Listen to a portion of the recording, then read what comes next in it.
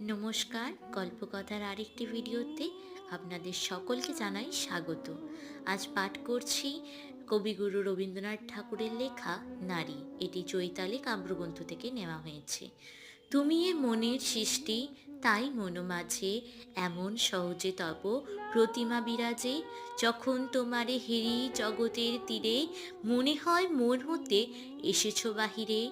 যখন তোমারে দেখি মনো মাঝখানে, মনে হয় জন্ম জন্ম আছো এ পরাণে। মানসী রূপিণী তুমি, তাই দিশে দিশে সকল সৌন্দর্য সাথে যাও মিলেমিশে। চন্দ্রে তব মুখ শোভা, মুখে চন্দ্রোদয়, নিখিলের সাথে তব নিত্য বিনিময়। মনের অনন্ত তৃষ্ণা, মরে বিশ্ব ঘুরি, মিশায় তোমার সাথে নিখিল মাধুরী। তারপরে মন গড়া দেবতারে মন, ইহকাল পরকাল করে সমর্পণ।